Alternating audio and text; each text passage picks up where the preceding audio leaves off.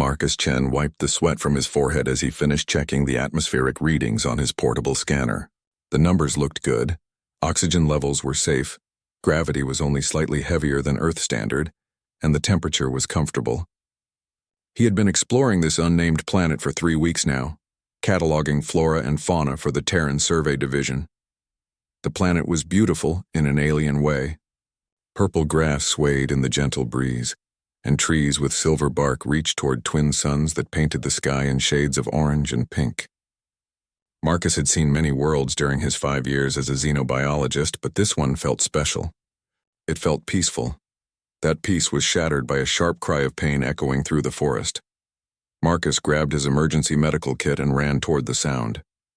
His boots crunched through fallen leaves that looked like crystalline shards but felt soft under his feet. The crying grew louder, more desperate. Someone was in serious trouble. He found her in a small clearing, trapped under a massive fallen branch. She was clearly not human. Her skin had a pale blue tint and her hair was white as fresh snow. Her eyes were large and silver, filled with pain and fear. She looked young, maybe equivalent to a human teenager. The alien girl saw Marcus approaching and tried to scramble away, but the branch pinned her leg. She spoke in a musical language he didn't understand, but her tone was pleading. She was asking for help. Marcus held up his hands to show he meant no harm. "Easy there," he said softly. "I'm going to help you." He approached slowly, keeping his movements calm and predictable. The girl watched him with those silver eyes, ready to fight or flee despite her injury. Marcus knelt beside the fallen branch and examined the situation. The wood was dense and heavy, but he might be able to lift it if he used the right leverage. The girl's leg was bent at an unnatural angle. Definitely broken and possibly crushed. Without immediate medical attention, she could lose the limb or worse. Marcus pulled out his portable translator device and activated it. The machine would need a few minutes to analyze her speech patterns and build a basic vocabulary. While the translator worked, Marcus gathered some sturdy fallen branches to use as a lever. The girl watched him work, her breathing shallow and rapid. She was going into shock. "What's your name?" Marcus asked, hoping the translator had picked up enough to convey basic concepts. The device buzzed and spoke in the musical alien language. The girl's eyes widened in surprise. She responded hesitantly. "Zara," the translator said in Marcus's language. "My name is Zara." "I'm Marcus," he replied. "I'm going to get you out of there, Zara. This might hurt, but I need to lift this branch." Zara nodded, understanding filling her silver eyes. She gripped the grass beneath her, preparing for pain. Marcus positioned his makeshift lever and took a deep breath. On Earth, the branch would have been impossible for one person to move. But the slightly different gravity here, combined with adrenaline and determination, gave him just enough strength. He heaved with everything he had. The branch rose slowly. Zara cried out as pressure shifted on her injured leg, but she managed to pull herself free. The moment she was clear, Marcus let the branch fall back down with a thunderous crash. Zara's leg was worse than he had feared. The bone was definitely broken, and there was significant tissue damage. She would need surgery soon or face permanent disability. Marcus opened his medical kit and pulled out an emergency stabilizer, a device designed to immobilize injuries and provide basic life support. "This will help with the pain," he explained as he activated the device. Blue energy fields wrapped around Zara's leg, holding the bone in place and blocking pain signals. Her face relaxed as the agony faded. But Marcus knew the stabilizer was only a temporary solution. Zara needed real medical care, and she needed it soon. His ship had a basic medical bay, but nothing sophisticated enough for major surgery. He would have to get her to a proper medical facility. "Where do you live?" he asked. "Where is your family?" Zara pointed deeper into the forest, toward a range of mountains visible in the distance. She spoke rapidly, and the translator struggled to keep up. Something about a sacred grove, 3 days' journey, and a warning about humans. That last part made Marcus pause. Apparently Zara's people knew about humans and didn't trust them. "That would make things complicated. Can you walk?" Marcus asked. Zara tried to stand but immediately collapsed. The stabilizer was keeping her leg immobile, but she still couldn't put weight on it. Marcus made a decision that would change both their lives forever. "I'm going to carry you to my ship," he said. "I have medical equipment there that can help you heal." Zara's eyes filled with fear. She shook her head and spoke urgently. The translator conveyed her message. "No, forbidden. Humans are dangerous. My people will be angry." Marcus knelt beside her and looked into those silver eyes. Zara, your leg is badly damaged. Without proper treatment, you might never walk normally again. I know your people don't trust humans, but I'm not going to hurt you. I just want to help. For a long moment, they stared at each other. Marcus could see the conflict in Zara's face, fear of humans warring with the reality of her situation. Finally, pain and pragmatism won out. She nodded slowly. Marcus carefully lifted Zara in his arms. She was lighter than he expected, her bone structure apparently more delicate than a human's. He began the long trek back to his ship, moving as smoothly as possible to avoid jarring her injured leg. As they traveled, Zara began to relax slightly. She studied Marcus's face with curious silver eyes, perhaps realizing that he was different from whatever stories her people told about humans. Marcus found himself curious about her, too. Her features were elegant and refined, with an otherworldly beauty that made him think of ancient elven legends from Earth. The journey to his ship took 2 hours. By the time they arrived, Zara had fallen asleep in his arms, exhausted by pain and shock. Marcus's ship was a small research vessel, built for extended solo missions. The medical bay was cramped but well-equipped. He placed Zara gently on the medical bed and activated the advanced diagnostic systems. The scanners confirmed his fears. The leg required immediate surgery to prevent permanent damage. Marcus had basic medical training, enough to handle emergencies, but this was beyond his skill level.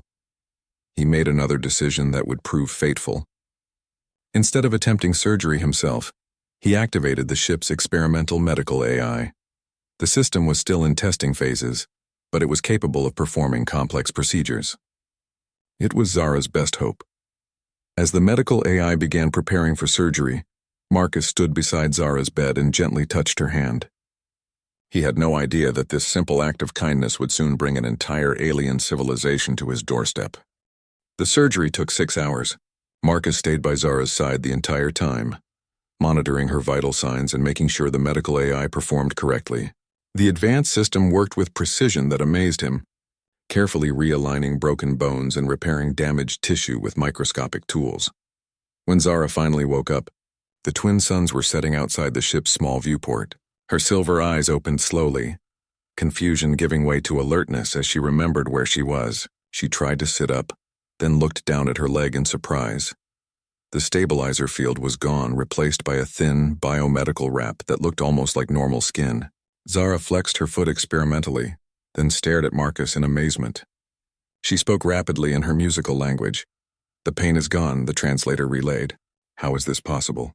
"Your healing magic is stronger than our best shamans." Marcus smiled. "It's not magic. It's technology, advanced medicine. How do you feel?" Zara slowly swung her legs over the side of the medical bed. With careful movements, she stood up and took a few tentative steps. Her leg held her weight perfectly. She laughed with joy, a sound like silver bells ringing. "I can walk. I can run," she demonstrated by taking several quick steps around the small medical bay. "This is incredible. My people will never believe this." Marcus felt a warm glow of satisfaction. This was why he had become a xenobiologist, to help others and build bridges between species. But Zara's mention of her people reminded him of a problem. "Zara, you said your people don't trust humans. What will happen when you go home? Will you be in trouble for accepting my help?" Zara's expression grew serious. She sat back down on the medical bed and looked at her hands. "My people fear humans because of stories from the old times. Long ago, humans came to our world and took things that didn't belong to them. They disturbed sacred places and showed no respect for our ways." Marcus felt a familiar pang of shame. Humanity's expansion into space hadn't always been peaceful or respectful. Too many human colonies had displaced native populations or exploited their resources. It was a dark chapter in human history that still cast shadows on relationships with alien species. "But," Zara continued, "you are different. You saved my life and asked for nothing in return. You treated me with kindness when you could have ignored my suffering." She looked up at Marcus with those remarkable silver eyes. "I will tell my people what really happened. I will tell them that not all humans are the same." Marcus felt both honored and worried. "Will they listen to you?" Zara's smile was sad. "Some will, others. Others hold on to old anger like a sacred fire. They believe all humans are greedy and violent." She paused. "My grandfather is the chief of our tribe. He lost his brother to human weapons many years ago. He will not be happy that I accepted help from a human." The weight of the situation settled on Marcus's shoulders. By helping Zara, he might have put her in danger with her own people. But he couldn't regret saving her life. Maybe I should talk to them, Marcus suggested. Explain what happened, show them that I meant no harm. Zara shook her head firmly. No, that would be too dangerous. Some of the warriors would attack you on sight. You must stay away from our lands. They spent the next few hours talking. Zara told Marcus about her people, the Shalti who lived in harmony with the forest and worshipped the twin suns. They were an ancient people with a deep connection to nature and a complex spiritual tradition. Marcus shared stories about Earth and humanity's journey to the stars. As night fell, Zara became restless. I must return home, she said. My family will be searching for me. If I am gone too long, they will fear the worst. Marcus understood but felt reluctant to let her go, not because he wanted to keep her captive, but because he worried about her safety. What if she re-injured her leg? What if her people punished her for accepting human help? The medical wrap will dissolve in about a week, he explained. Your leg should be completely healed by then, but be careful. No heavy lifting or running for at least 3 days. Zara nodded seriously. I understand. Thank you, Marcus. You have given me back my life. Before leaving, Zara did something unexpected. She pulled a small pendant from around her neck, a piece of carved crystal that caught and reflected the ship's lights in beautiful patterns. She placed it in Marcus's hand. This is a soul stone, she explained. My grandmother made it for me when I came of age. It is precious to my people, a symbol of trust and friendship. She closed Marcus's fingers around the crystal. I want you to have it. Marcus stared at the beautiful artifact. Zara, I can't accept this. It's too valuable, too important to you. That is exactly why you must take it, Zara replied. If others of my people see it, they will know that I gave it freely. They will know that you are worthy of trust.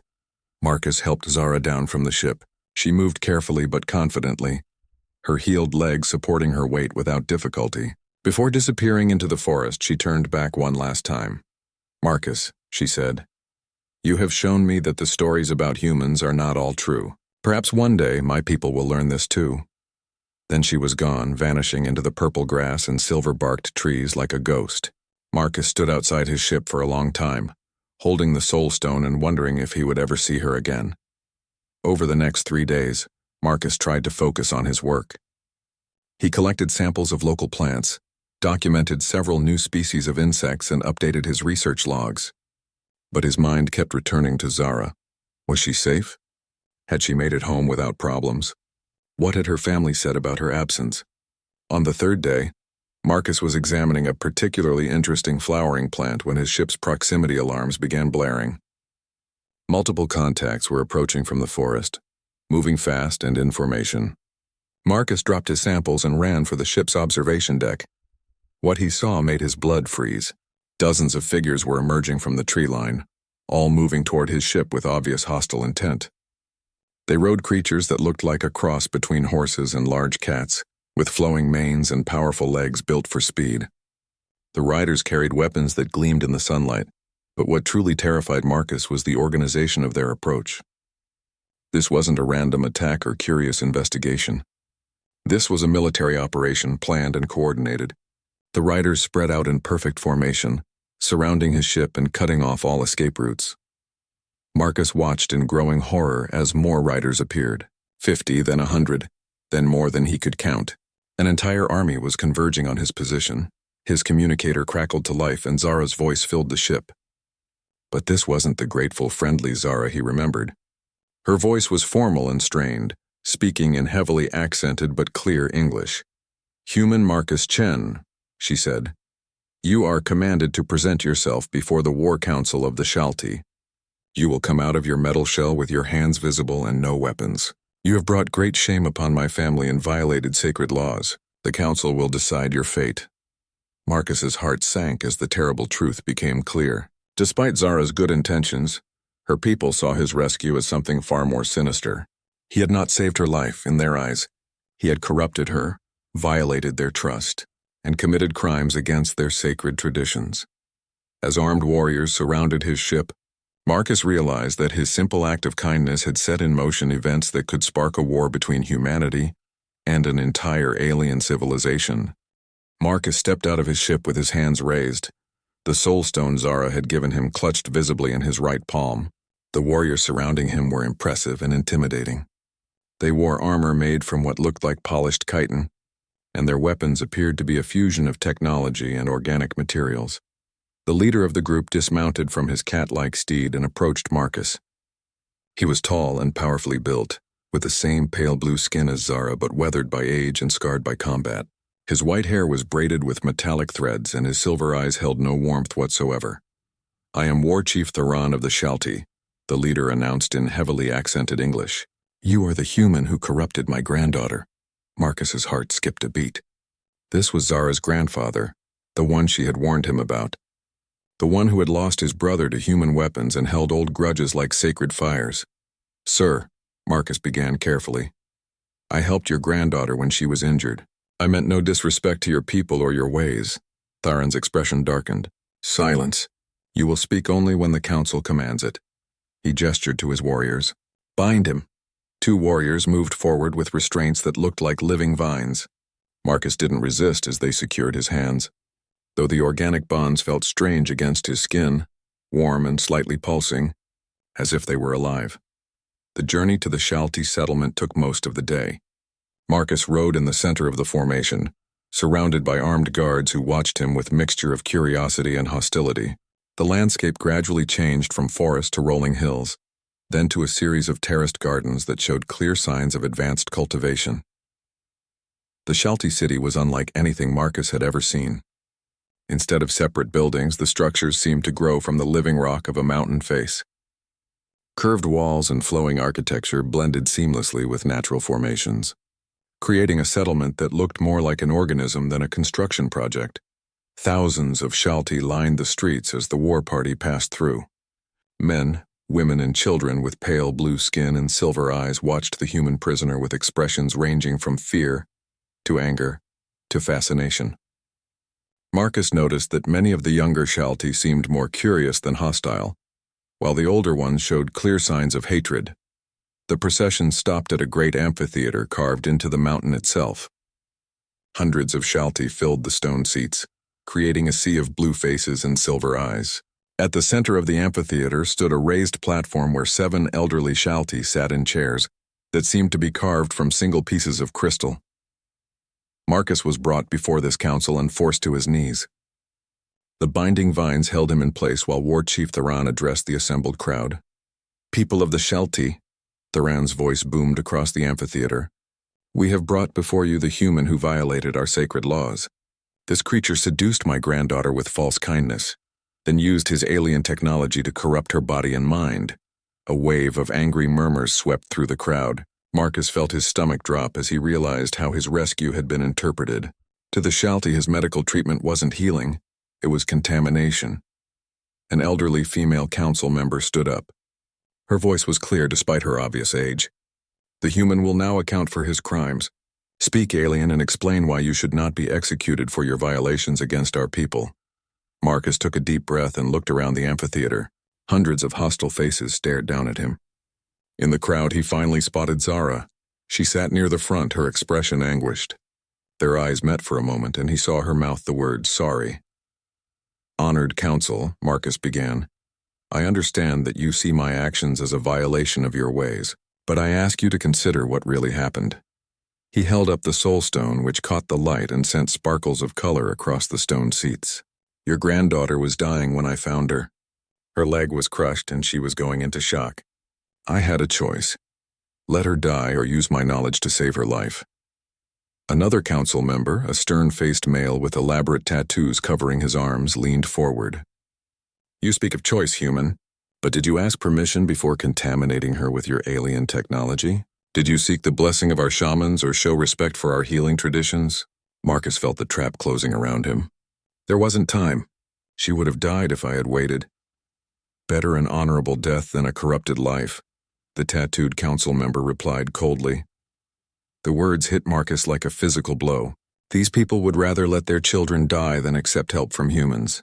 The depth of their hatred and mistrust was staggering. War Chief Theron stepped forward. The human admits his guilt. He acknowledges that he acted without permission, without respect for our ways. He has contaminated my granddaughter with alien technology and violated every sacred law of our people. But then something unexpected happened. A young voice rang out from the crowd. "Grandfather, you are wrong." Every head turned toward the sound. Zara had stood up in the amphitheater, her silver eyes blazing with determination. The crowd erupted in shocked whispers as she continued speaking. "This human saved my life. He asked for nothing in return, showed me only kindness, and healed my broken body when our own healers could not." She jumped down from her seat and strode onto the platform, ignoring the scandalized gasps from the crowd. War Chief Theran's face turned dark with rage. "Zara, you will return to your seat immediately. You have been corrupted by alien influence and cannot be trusted to speak truthfully." But Zara continued toward Marcus, her chin raised defiantly. "I have not been corrupted. I have been healed. Watch me, grandfather. Watch how I walk." She began moving in a complex pattern across the platform, part dance, part demonstration. Her movements were fluid and graceful, her healed leg working perfectly. "3 days ago I could not move without screaming in pain," she announced to the crowd. "Today I can dance like the wind spirits. This human gave me back my life and you call it corruption." The crowd's murmur changed tone. Some still sounded angry, but others seemed confused or impressed by Zara's obvious health and vitality. One of the female council members studied Zara's movements with keen interest. "Child," she said, "show us your leg." Zara pulled up the hem of her robe, revealing the spot where the biomedical wrap had been. Her leg looked completely normal. No scars, no signs of injury, no indication that it had ever been broken. The same council member turned to an elderly Shalti in the crowd. "Healer Morvac, you examined this child when she was brought to us 3 days ago. What was your diagnosis?" The old healer stood slowly, leaning heavily on a gnarled staff. "The leg was beyond saving," he admitted reluctantly. "The bone was shattered, the flesh crushed. I recommended amputation to prevent infection and death." A shocked silence fell over the amphitheater. Even the most hostile faces in the crowd showed signs of amazement. What Marcus had accomplished was clearly beyond their medical capabilities. But War Chief Theran was not swayed. "Sorcery!" he snarled. "The human used dark magic to create an illusion of healing. My granddaughter appears healthy, but she has been transformed into something unnatural." Marcus finally found his voice again. "It's not magic or sorcery. It's medical technology based on scientific principles. I can explain exactly how the procedure worked, show you the equipment I used. There's nothing dark or corrupted about healing broken bones." The lead council member held up her hand for silence. "This is a matter that requires careful consideration. The council will deliberate on what we have heard and seen." She looked directly at Marcus. "Human, you have presented evidence that your actions saved this child's life, but you have also admitted to violating our sacred laws and customs. The penalty for such violations has always been death." She paused, letting the weight of those words sink in. "However, these are unprecedented circumstances. We have never before encountered healing abilities of this magnitude. The council must determine whether your actions were truly beneficial or whether they represent a threat to our people that requires elimination." Marcus felt a chill run down his spine. He was still facing execution, but at least now he had a chance to present his case. "We will hold a formal trial tomorrow at sunrise," the council leader continued. "Until then, you will be held in the sacred caves beneath our city. Think carefully about what you will say, human. Your life, and possibly the future relationship between our peoples, hangs in the balance." The sacred caves beneath the Shalti city were both beautiful and ominous. Crystalline formations grew from the walls like frozen waterfalls, glowing with a soft blue light that seemed to pulse with the heartbeat of the mountain itself. Marcus's cell was carved from living rock, with bars made from the same organic metal the warriors used for their weapons. He wasn't alone in the caves. Other prisoners occupied nearby cells, mostly Shalti who had committed various crimes against their society. They watched Marcus with curiosity and whispered among themselves in their musical language. The universal translator he carried had been confiscated, so he couldn't understand their conversations. As night fell, Marcus tried to prepare for his trial. He went over his arguments in his mind, thinking of ways to explain human medicine and intentions that might make sense to the Shalti. But he kept coming back to the fundamental problem. How could he convince a people who saw all human contact as contamination that his help had been genuine. His contemplation was interrupted by a soft scraping sound. One of the crystal formations in his cell wall was moving, sliding aside to reveal a hidden passage. Marcus stepped back in surprise as Zara emerged from the opening, her pale blue skin almost luminescent in the crystal light. "I had to come," she whispered urgently. "Tomorrow they will vote to execute you, and I cannot let that happen." Marcus felt a surge of both relief and worry. "Zara, what are you doing here? If they catch you helping me, you'll be in even more trouble." "I'm already in disgrace," she replied bitterly. "Half the tribe believes I have been corrupted by human influence. The other half thinks I am lying about being healed." She moved closer to the bars.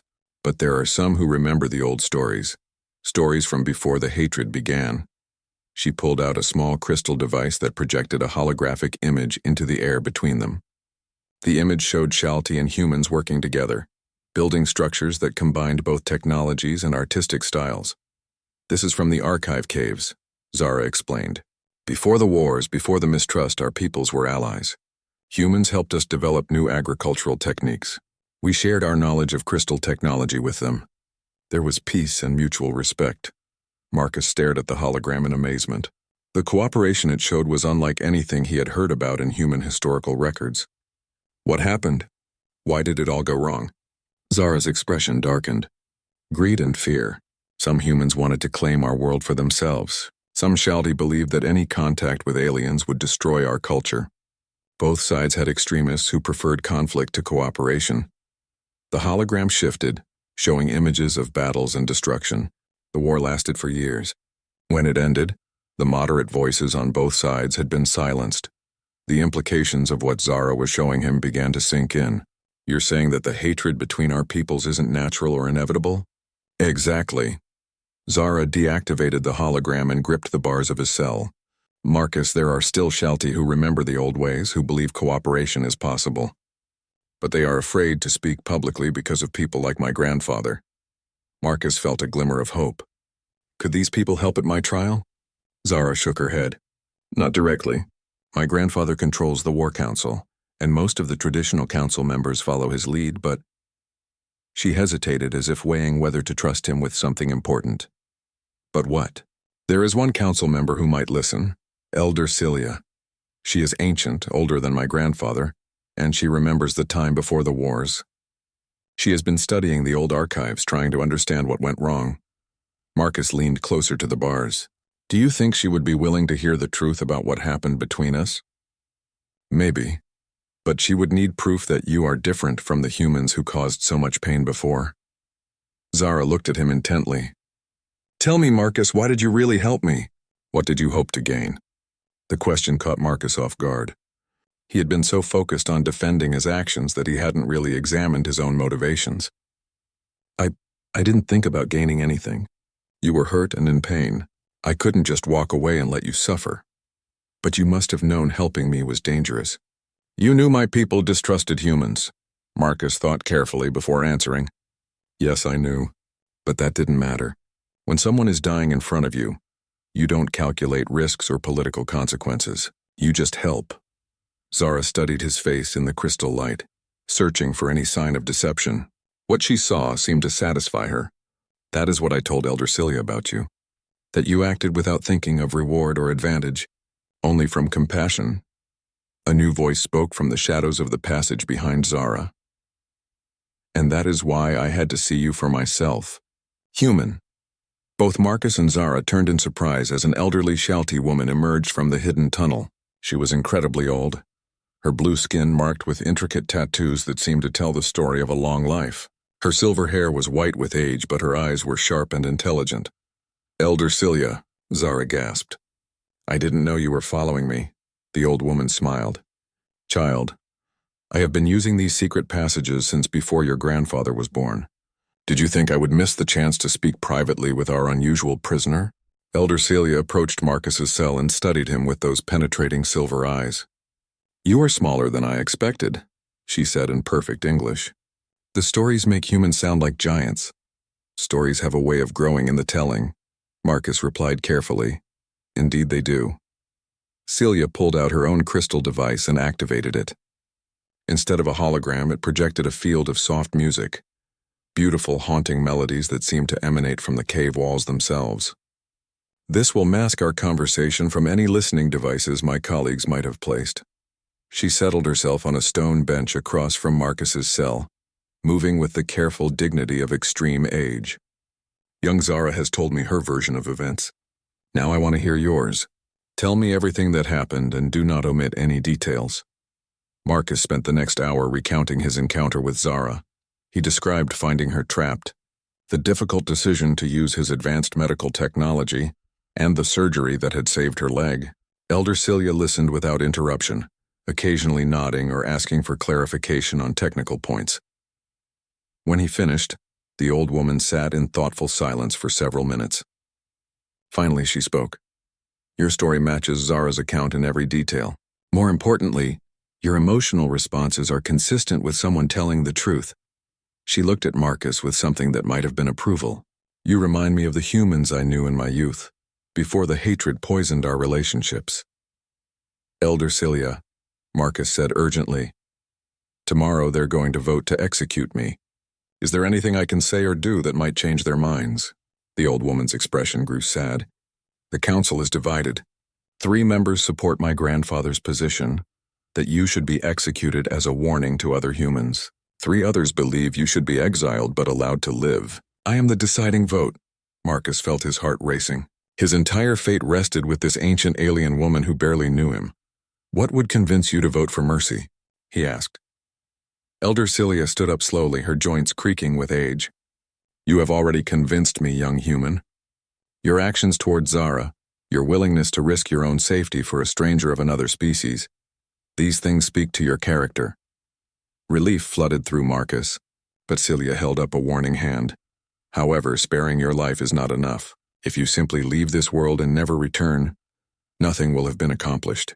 The hatred between our peoples will continue, and the next human who arrives here may not be as fortunate as you. She moved closer to the bars, her voice dropping to an urgent whisper. What our peoples need, Marcus Chen, is a bridge.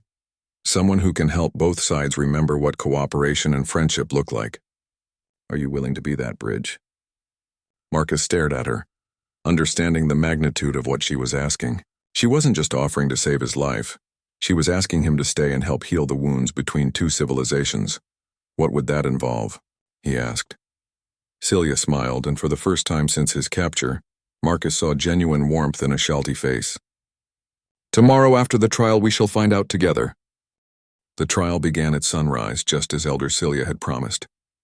Marcus was brought back to the great amphitheater, which was even more crowded than the day before.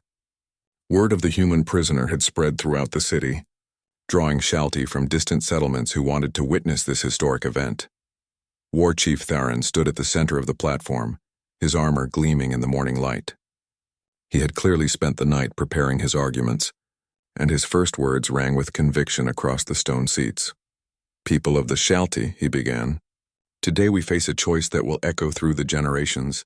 Do we show mercy to an alien who violated our sacred laws, or do we maintain the strength and purity that has protected our people for centuries? He gestured toward Marcus with obvious disgust. This human claims he acted from compassion, but we have learned through bitter experience that human compassion is a mask for conquest.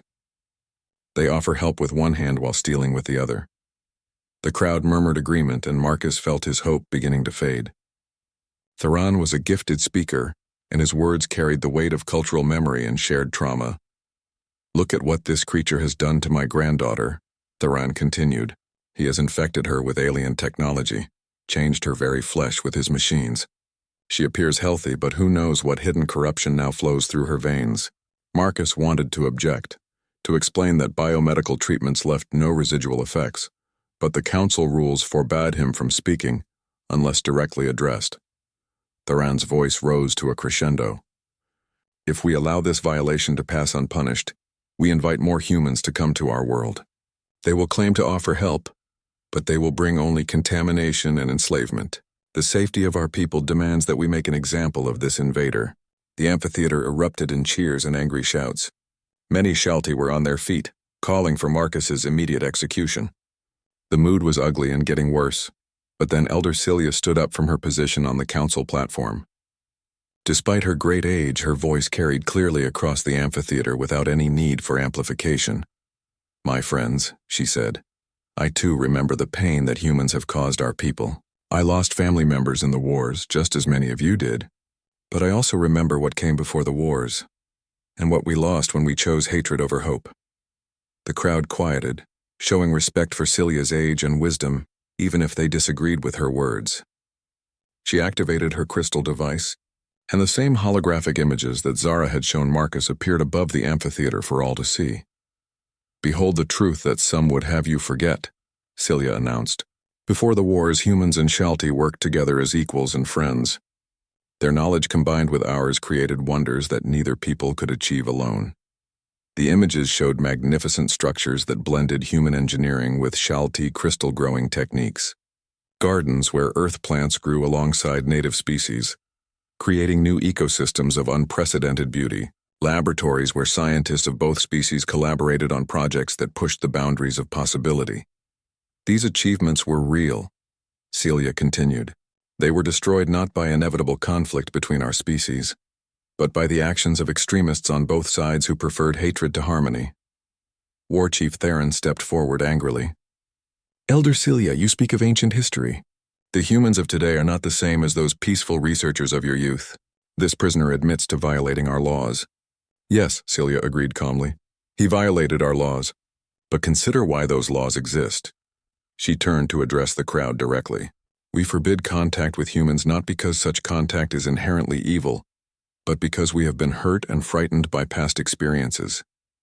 But does our fear justify allowing an innocent person to die when we have the power to save them?" She gestured toward Zara, who was sitting in the front row with tears streaming down her blue cheeks. "This child would be dead or crippled if not for the humans' intervention. She would have suffered permanent disability because we were too proud and too frightened to accept help from someone who offered it freely." The crowd was listening now, the anger replaced by thoughtful silence. Elder Celia pressed her advantage. "I propose that we judge this human not by the crimes of his species but by his own actions. He found one of our children suffering and chose to help, knowing that such help might endanger his own life. Is this the behavior of a conqueror or a friend?" One of the other council members stood up, the stern-faced male with the elaborate tattoos. "Elder Celia makes eloquent arguments, but she ignores the practical dangers. If we show mercy to this human, others will follow. Our world will be overrun with alien colonists who claim peaceful intentions while stripping our resources." Marcus realized this was his moment. If he was going to make a case for his life and for the future of human-Shalti relations, it had to be now. "Honored Council," he called out, "may I address these concerns?" The lead council member nodded. "You may speak, human." Marcus stood as straight as his restraints would allow. "Council member Vorin is right to worry about human colonization. Earth's history is full of examples where peaceful contact led to exploitation and domination of native peoples. But that's exactly why your world needs voices like mine." He looked directly at War Chief Theron as he continued. "I am a xenobiologist, trained to study alien life without damaging it. But more than that, I'm someone who has experienced Shalti honor and kindness firsthand. When I return to human space, I can testify to our governments about the advanced civilization here and argue for protected status for your world." The tattooed council member frowned. "You expect us to trust human governments to respect such protections?" "No," Marcus admitted. "Human governments are as flawed as any others, but they do respond to public opinion and scientific evidence. If I can present compelling proof that the Shalti are a sophisticated people, capable of defending themselves, and that cooperation is more profitable than conquest, I can influence human policy." Elder Celia smiled approvingly. "You see? This young human offers not just to spare us from future conflict, but to actively work toward peace between our peoples." War Chief Theron's face was dark with anger. "Pretty words, but how can we trust them? How do we know this human won't simply return to his people and tell them of our weaknesses?" Before Marcus could answer, an unexpected voice spoke from the crowd. "Because I will go with him." Every head turned toward the speaker. Zara had stood up again, her silver eyes blazing with determination. "Grandfather," she said, addressing Theron directly, "you taught me that honor requires action, not just words. If this human is willing to risk his life to build peace between our peoples, then I am willing to risk mine to ensure he keeps his promises." The amphitheater erupted in shocked gasps and angry shouts. A young Shalti volunteering to leave her world and travel to human space was almost unthinkable. Tharan's voice shook with rage. "Zara, you will sit down and remain silent. You have already brought enough shame on our family." But Zara remained standing. "I have brought no shame, grandfather. I have brought opportunity. This human showed me that not all aliens are enemies. Now I want to show his people that not all Shalti are hostile isolationists." Elder Celia was nodding approvingly. "The child speaks wisdom. An exchange of ambassadors would benefit both peoples." The lead council member called for order as arguments broke out throughout the amphitheater. Some Shalti were shouting support for Zara's proposal, while others demanded that both she and Marcus be punished for their presumption. Finally, the council member raised her staff for silence. "This matter has grown beyond a simple judgment of one human's actions. We are now discussing the future relationship between our civilizations." She looked at each of her fellow council members in turn. "We must vote not just on this prisoner's fate, but on whether to risk opening diplomatic contact with humanity." Marcus held his breath as the 7 council members huddled together for a private discussion. His fate, and possibly the fate of 2 entire species, hung in the balance of their debate. The discussion lasted nearly an hour. When it ended, the lead council member stood to address the crowd. "The council has reached its decision," she announced. "By a vote of 4 to 3, we choose to spare the human's life and accept his proposal for diplomatic exchange." Relief flooded through Marcus, but the council member wasn't finished. "However," she continued, "this decision comes with strict conditions. The human will remain under Shalti supervision for 1 full season, while we evaluate his character and intentions. If he proves trustworthy, he will be allowed to return to human space as our ambassador. Young Zara will accompany him, but only if she completes intensive training in human customs and self-defense." She looked directly at Marcus with stern silver eyes. "Human Marcus Chen, you have been granted an extraordinary opportunity. Do not waste it. The future of peace between our peoples now rests in your hands." The next 3 months passed in a blur of learning, teaching, and careful relationship building. Marcus was given quarters in the city's guest compound, not quite a prisoner, but not entirely free either. 2 guards accompanied him everywhere, though their role gradually shifted from jailers to guides and protectors. Marcus threw himself into learning everything he could about Shalti culture, history, and technology. The crystal growing techniques fascinated him particularly. The Shalti could cultivate living crystals that responded to emotional and mental states, creating everything from architectural structures to communication devices to works of art that shifted and changed based on the observer's mood. In return, Marcus shared human knowledge carefully and selectively. He taught basic principles of human medicine and biology, demonstrated simple technologies that could benefit Shalti society, and most importantly, worked to dispel myths and misconceptions about human nature and intentions. Elder Celia became his most valuable ally in this process. Despite her great age, she had an eager, curious mind that absorbed new concepts with remarkable speed. She also had the respect of most Shalti, which gave weight to her growing endorsement of Marcus's character. "You are not what I expected," she told him one evening as they sat in her private garden, watching the twin suns set behind the mountains. The stories painted humans as crude and aggressive, interested only in conquest and profit. Marcus smiled. "Some humans do fit that description, unfortunately, but many others are driven by curiosity, compassion, and a desire to understand the universe around them. Like yourself? I'd like to think so. Though I'll admit, 3 months ago I never imagined I'd be sitting in an alien garden discussing interspecies diplomacy." Celia laughed, a sound like crystal chimes in a gentle breeze.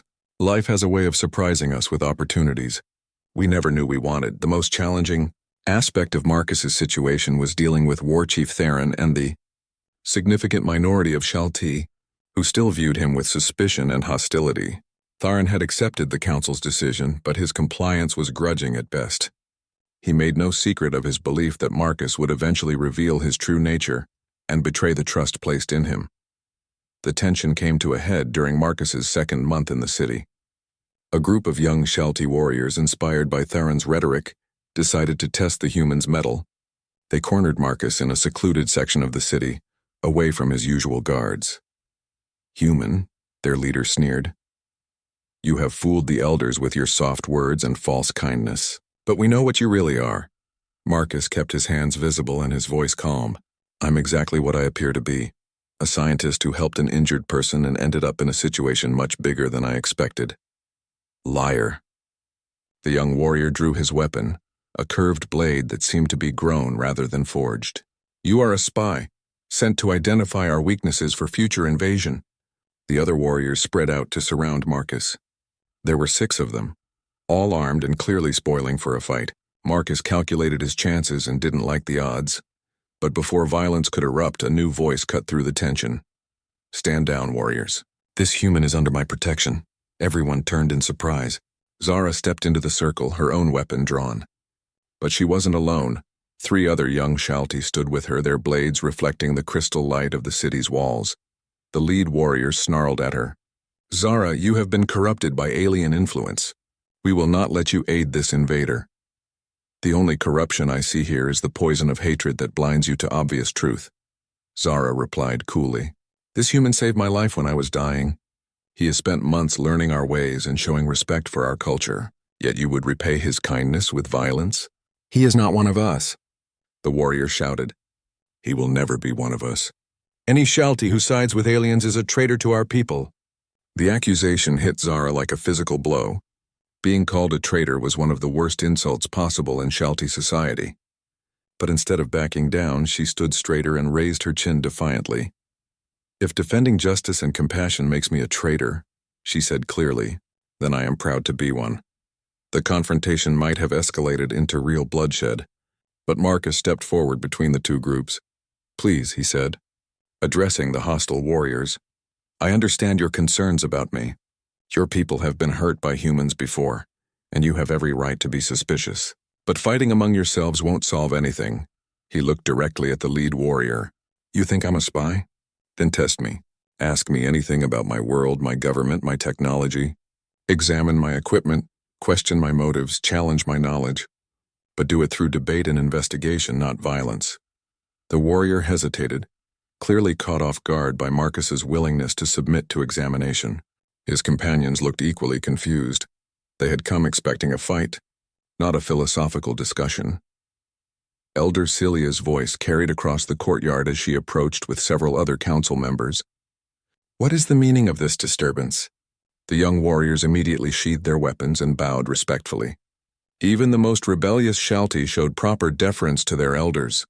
"Honored elder," the lead warrior said stiffly, "we were discussing the human's presence in our city."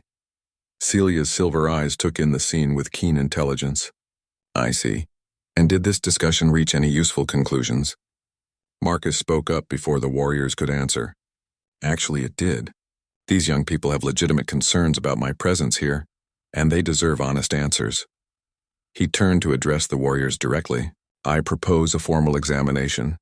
Let your scholars and leaders question me under truth detection methods. Let them verify my claims and motivations through whatever means your people trust." The suggestion caused a stir among both the warriors and the council members. Truth detection ceremonies were sacred rituals among the Shalti, used only for the most serious matters. Elder Celia studied Marcus with new interest. "Human, do you understand what you are proposing? Our truth detection methods involve deep mental examination that can be uncomfortable for the subject." "I understand the risks," Marcus replied. "But I also understand that trust can't be built on words alone. If submitting to your methods will prove my sincerity, then I'm willing to do it." War Chief Theron had arrived during the conversation, drawn by reports of the confrontation. He listened to Marcus's proposal with obvious skepticism. "The human speaks bravely," Theron said coldly. "But truth detection reveals more than just intentions. It exposes the deepest thoughts and hidden desires of the subject. Are you truly prepared to have every secret of your mind laid bare before the council?" Marcus felt a chill of fear. The idea of having his thoughts completely exposed was terrifying, but he also realized this might be his only chance to truly convince the Shalti of his sincerity. "Yes," he said simply. "I'm prepared." Elder Celia and the other council members exchanged meaningful looks. Finally, Celia nodded slowly. "Very well. The council will convene tomorrow to perform the ritual of absolute truth. If you survive the process with your claims intact, even our greatest skeptics will have to accept your sincerity. As the crowd dispersed, Zara approached Marcus with concern written across her blue features. "Are you certain about this?" she asked quietly. "The truth ritual is dangerous even for Shalti. For a human mind, it could be devastating." Marcus managed a weak smile. 3 months ago, I thought the most dangerous thing in my life was collecting plant samples. Now I'm volunteering for alien mind-reading rituals. I'm not sure I recognize myself anymore. That, Zara said with a slight smile of her own, might be exactly what our peoples need. Someone willing to become something more than they were.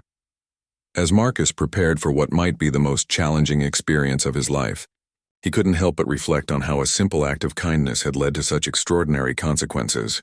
Tomorrow, he would either prove himself worthy of the trust placed in him, or lose everything in the attempt.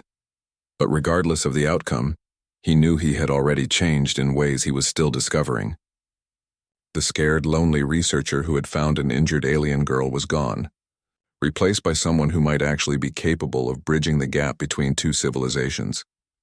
The question was whether that transformation would be enough to survive what lay ahead. The ritual of absolute truth took place in the deepest chamber of the sacred caves, far below the city where the living crystal formations grew in their most ancient and powerful configurations. Marcus had been fasting for 24 hours as required by Shalti tradition, and his mind felt strangely clear and focused as he descended the winding stone steps. The chamber itself was breathtaking. Massive crystal structures formed a natural amphitheater, their surfaces pulsing with soft bioluminescent light that seemed to respond to the emotions and thoughts of everyone present. The 7 council members sat in chairs carved from single pieces of crystal, while dozens of witnesses filled the remaining spaces. At the center of the chamber stood a chair unlike any Marcus had ever seen. It appeared to be grown from living crystal, with tendrils and connections that would interface directly with his nervous system. Just looking at it made him nervous. Elder Celia approached Marcus as he entered the chamber. "Are you certain you wish to proceed?" she asked one final time. "Once the ritual begins, it cannot be stopped until completion. Your mind will be completely open to examination." Marcus nodded, though his mouth felt dry. "I'm ready." "Very well." Celia gestured toward the crystal chair. "Please be seated. The preparation will take several minutes." As Marcus settled into the chair, he felt the crystal tendrils responding to his presence. They moved like living things extending toward his head and neck with gentle probing motions. When they made contact with his skin, he felt a strange tingling sensation, as if electricity was flowing between his nervous system and the alien technology. War Chief Theron stood to address the assembly. Despite his personal feelings about Marcus, he would serve as the ritual's primary examiner. His skepticism would ensure the process was thorough and unbiased. "We are gathered to determine the truth of this human's claims and intentions," Theron announced. "The sacred crystals will reveal his deepest thoughts and motivations. Let all present witness what is found in the depths of his alien mind." The crystal formations around the chamber began to glow more brightly, and Marcus felt a strange pressure building in his head. It wasn't painful exactly, but it was deeply invasive, as if invisible fingers were probing through his memories and thoughts. "State your name and purpose," Theron commanded. "Marcus Chen," Marcus replied, his voice echoing strangely in the crystal chamber. "I am a xenobiologist from Earth, here to study the flora and fauna of this world." The crystals pulsed with soft blue light, indicating truth. "So far, so good. Why did you help the child Zara when you found her injured?" Marcus felt the probing sensation intensify as the crystals searched through his memories of that day. "She was hurt and in pain. I couldn't leave her to suffer when I had the ability to help." Again, blue light. But Theron wasn't satisfied with simple answers. "Show us," he commanded. "Let the crystals reveal the exact thoughts and feelings you experienced in that moment." Suddenly, the chamber filled with holographic images projected by the crystals. Everyone present could see Marcus's memories as if they were watching a recording. They saw him discovering Zara trapped under the fallen branch, felt his shock and concern, witnessed his immediate decision to help despite not knowing anything about her people. But the crystals revealed more than just his actions. They showed his emotions too. The assembled Shalti could feel Marcus's genuine compassion, his determination to save a stranger's life, his complete lack of ulterior motives. There was no hidden agenda, no secret plans for exploitation or conquest, just a simple human impulse to help someone in need. Murmurs of surprise rippled through the chamber. Even the most skeptical Shalti had to acknowledge the purity of Marcus's motivations in that crucial moment. Thuran's expression was troubled, but he pressed on. What were your intentions when you brought her to your ship? What did you hope to gain? The crystals probed deeper, revealing Marcus's fears about Zara's condition, his desperate hope that his medical equipment could save her leg, his worry about how her people might react. Again, there was no trace of self-interest or manipulation, only genuine concern for an injured person's welfare. You claim to want peace between our peoples, Thuran continued, but what are your true feelings about the Shalti? Do you see us as equals or as primitives to be pitied and patronized? This question cut deeper than the others. The crystals revealed Marcus's initial amazement at Shalti technology and culture, his growing respect for their achievements, his recognition that in many ways their civilization was more advanced than humanity's. They showed his genuine fascination with their crystal-growing techniques and his admiration for their harmony with the natural world. But the crystals also revealed his human biases and preconceptions, moments when he had unconsciously assumed human methods were superior, times when he had struggled to understand Shalti customs that seemed strange to him. The examination was brutally honest, showing both his virtues and his flaws. Elder Celia leaned forward with interest. Human, what do you see as the greatest difference between your people and ours? The crystal probe went even deeper, accessing thoughts and insights Marcus hadn't even fully articulated to himself. The answer that emerged surprised everyone, including Marcus. Humans are individually chaotic but collectively adaptive, his voice said, speaking thoughts the crystals had drawn from deep in his subconscious. We struggle with cooperation and often make poor decisions as individuals, but we excel at learning from mistakes and changing course when necessary. Shalti are individually wise but collectively resistant to change. You make better decisions as individuals but sometimes struggle to adapt as a society when circumstances require it. The insight was profound and clearly came from months of careful observation. It showed that Marcus had been thinking deeply about the differences between their species, not from a position of superiority, but from genuine intellectual curiosity. And what do you believe our peoples could learn from each other? Elder Celia continued. Humans could learn patience, wisdom, and respect for natural harmony from the Shalti, Marcus replied, still speaking from his deepest thoughts. Shalti could benefit from human adaptability and willingness to experiment with new approaches to old problems. Together, both peoples could achieve things that neither could accomplish alone. The crystals showed images from Marcus's imagination, visions of human and Shalti scientists working together on advanced projects, of hybrid technologies that combined the best aspects of both civilizations, of colonies where both species lived in harmony while maintaining their distinct cultures. But Thuran had one more crucial question. Human, if you had to choose between the welfare of your people and the welfare of ours, which would you choose?